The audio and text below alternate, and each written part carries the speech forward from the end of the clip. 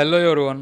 Today in this video we are discussing about Classic 350 versus Java 350 detailed comparison review. So welcome back to our channel.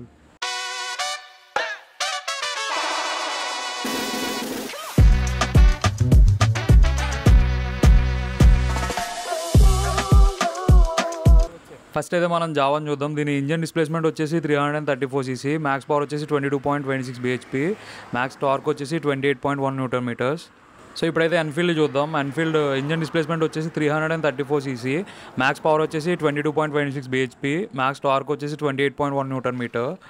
So దీని ex-showroom price కూడా రెండింటివి same 2,30,000 change అయితే అవుతుంది Rajahmundry. So ఇంకా వీటిలో మనం main changes గురించి మాట్లాడుకుంటే 6 speed manual gear box వస్తుంది ఇది, ఇంకా స్లిప్ అండ్ అసిస్ట్ క్లచ్ కూడా ఉంది. సో మనం ఎన్ఫీల్డ్లో చూస్తే 5 స్పీడ్ మాన్యువల్ గేర్ బాక్స్, ఇంకా వెట్ మల్టీప్లేట్ క్లచ్ ఉంది. క్లచ్ కొంచెం హార్డ్గా ఉంటుంది ఎన్ఫీల్డ్లో.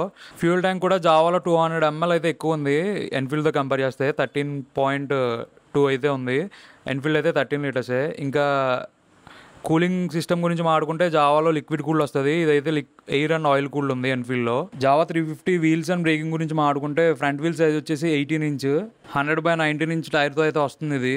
దీని ఫ్రంట్ డిస్క్ సైజ్ వచ్చేసి 280 mm, డ్యూయల్ ఛానల్ ఏబిఎస్తో వస్తుంది ఇది. రేర్ టైర్ సైజ్ వచ్చేసి 17 ఇంచ్, దీని టైర్ సైజ్ ఏమో 130/80. రేర్ సైడ్ డిస్క్ వచ్చేసి 240 mm అయితే ఉంది. ఇంకా క్లాసిక్ 350 గురించి మాట్లాడుకుంటే రేర్ సైడ్ వీల్ సైజ్ వచ్చేసి 18 ఇంచ్ వీల్ ఇది, టైర్ సైజ్ ఏమో 120/80, 275 mm డిస్క్తో అయితే వస్తుంది ఇది కూడా డ్యూయల్ ఛానల్ ఏబిఎస్ఏ. సో ఫ్రంట్ వీల్ సైజ్ వచ్చేసి 19 ఇంచ్ 100/90 సెక్షన్ టైర్తో వస్తుంది. డిస్క్ సైజ్ వచ్చేసి 270 mm. ఇంకా సస్పెన్షన్ గురించి మాట్లాడుకుంటే రాయల్ ఎన్ఫీల్డ్లో వచ్చేసి టెలిస్కోపిక్ 41 mm ఫోక్స్ అయితే ఉన్నాయి 130 mm ట్రావెల్తో. జావాలో వచ్చేసి టెలిస్కోపిక్ ఫోక్స్ అని చెప్పారు అంతే, దాంట్లో సస్పెన్షన్ ట్రావెల్ అది ఏం మెన్షన్ చేయలేదు. ఇంకా రేర్ సస్పెన్షన్ గురించి మాట్లాడుకుంటే జావాది వచ్చేసి ట్విన్ షాక్ అబ్జార్బర్స్ ఉన్నాయి, 5 స్టెప్ అడ్జస్టబుల్ ప్రీలోడ్ అది. ఇంకా ఎన్ఫీల్డ్ చూసుకుంటే twin tube shock absorbers with 6 step preload adjustable అది. ఇప్పుడు ఒకసారి జావా ఎగ్జాస్ట్ నోట్ అయితే వినండి. ఎన్ఫీల్డ్ ఎలానో ఇందోర్ ఎగ్జాస్ట్ అయితే మార్పిచ్చా.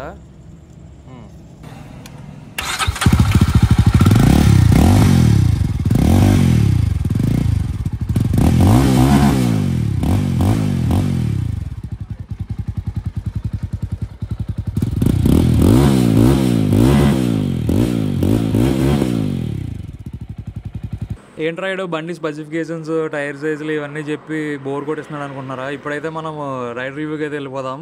రైడ్ చేసేటప్పుడు మర్చిపోకుండా హెల్మెట్ అయితే పెట్టుకోండి. మీ దగ్గర రైడింగ్ గేర్ ఉంటే రైడింగ్ గేర్ కూడా వేసుకోండి. సో నేను ఇక్కడ చిన్న ల్యాపే కాబట్టి నేను రైడింగ్ గేర్ అది ఏమి వేసుకోవాలా.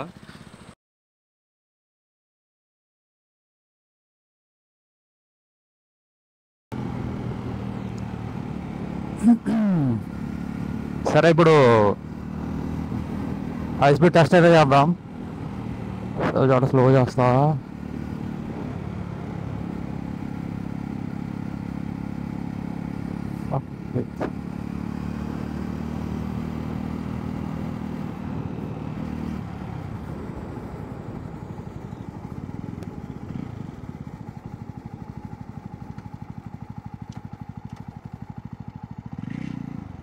సరే, ఫస్ట్ గేర్కి అయితే వచ్చాం మనం.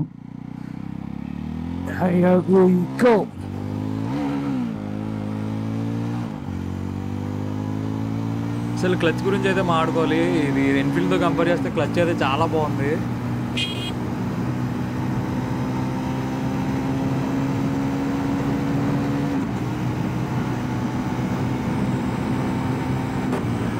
ఈజీగా 120 అయితే టచ్ చేస్తున్నాం.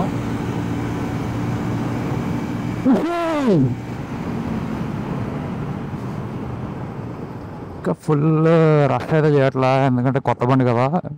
సో బ్రేకింగ్ కూడా చాలా బాగుంది. అలాగే చిన్న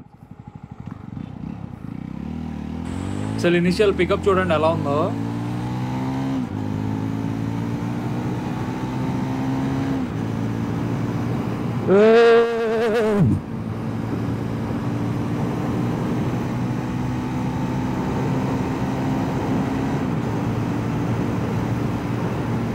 నైస్. కొంచెం ఫుడ్ ప్రెషర్ అయితే వైబ్రేషన్స్ ఉన్నాయి. సో 100 దాటిన కావడానికి ఫుడ్ ప్రెషర్ అయితే వైబ్రేషన్స్ వస్తున్నాయి. నార్మల్ 6th గేర్ వేసా ఇప్పుడు. బేసిక్ వైబ్రేషన్స్ అవి, అంటే ఫస్ట్ సర్వీస్ అయిన తర్వాత రావాలనుకుంటున్నా. 120 ఈజీగా వెళ్తున్నాం.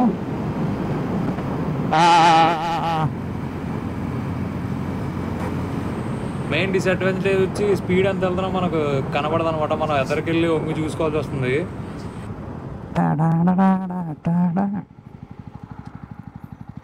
బాగుంది రన్నింగ్ రేడియస్ కానీ. సౌండ్ డబుల్ బ్యారల్ ఎగ్జాస్ట్ అంత సౌండ్ ఏం రావట్లా.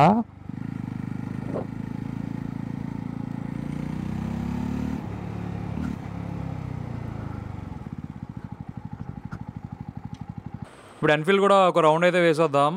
ఆల్రెడీ ఎన్ఫీల్డ్ ఎలా ఉంటుందో నాకు తెలుసు, కానీ అలా జావా తోలిన తర్వాత వెంటనే ఎన్ఫీల్డ్ తోలితే అసలు డిఫరెన్స్ తెలుస్తుంది కదా. సో దాని గురించే.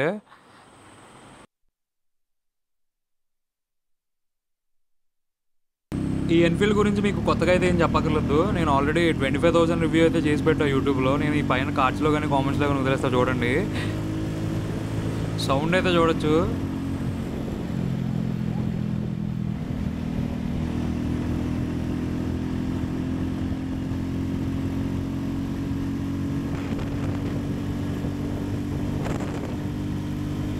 నేను వెంటనే ఆ బండి నుంచి ఈ బండికి స్విచ్ అయినా నోటీస్ చేసిన పాయింట్స్ ఏంటంటే, ఈ క్లచ్ ఒకటి, క్లచ్ చాలా గట్టిగా అయితే ఉంది జావాతో కంపేర్ చేస్తే. ఇంకా స్పీడ్, ఇన్స్టెంట్ పికప్ ఒకటి. ఇంకా మాట్లాడుకుంటే స్పీడ్ అసలు 120 అయితే ఈజీగా వెళ్ళిపోతుంది. ఇది 100 దాటుతుంటే చాలా టైం పడుతుంది 110 వెళ్ళడానికి. స్టార్టింగ్లో ఇది కూడా వెళ్ళలేదు, మరి ఏమో తెలియదు. ఇంకా సిట్టింగ్ పోస్టర్ అయితే రెండు ఒకలానే అనిపించాయి నాకు. ఇంకా సిట్టింగ్ కంఫర్ట్ అయితే కొంచెం ఎన్ఫీల్డ్లో బాగుంది జావాతో కంపేర్ చేస్తే. పిలియన్ కూడా ఎన్ఫీల్డ్ అయితే చాలా కంఫర్టబుల్గా ఉంటుంది. టర్నింగ్ రేడియస్ అయితే ఎన్ఫీల్డ్దే ఇంకా ఎక్కువ ఉంది జావాతో కంపేర్ చేస్తే. సో ఇంకా గ్రౌండ్ క్లియరెన్స్ కూడా ఎన్ఫీల్డ్ తక్కువ, 170 mm ఉంది. జావాదేమో 178 mm. ఈ జే సిరీస్ ఇంజన్ ఇనిషియల్ పికప్ కూడా చాలా బాగుంది కంపేర్ టు ఓల్డ్ ఎన్ఫీల్డ్తో పోలిస్తే. ఇది కూడా అసలు వైబ్రేషన్స్ అనేవి చాలా తగ్గిపోయాయి అన్నమాట జే సిరీస్ ఇంజిన్ వచ్చిన తర్వాత.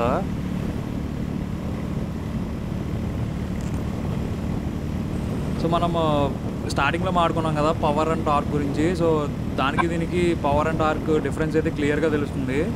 దానిలో ఉన్న 22.26 bhp పవర్ అయితే మనం క్లియర్గా ఫీల్ అవ్వగలం compare to Enfield.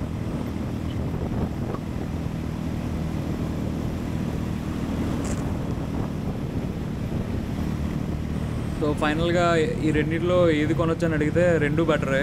So Enfield అయితే లాంగ్ రైడ్కి లీనియర్ పవర్ ఇస్తూ ఉంటుంది, అంటే ఎక్కువ క్రూజ్ చేయడానికి 80-90 స్పీడ్లో మీరు అలా లాంగ్ డ్రైవ్కి వెళ్తే ఎన్ఫీల్డ్ చాలా బాగుంటుంది.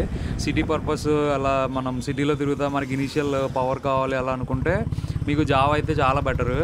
అంటే సర్వీస్ పరంగా చూసినా మనకి ఎన్ఫీల్డ్ సర్వీస్ చాలా బాగుంటుంది కంపేర్ టు జావా.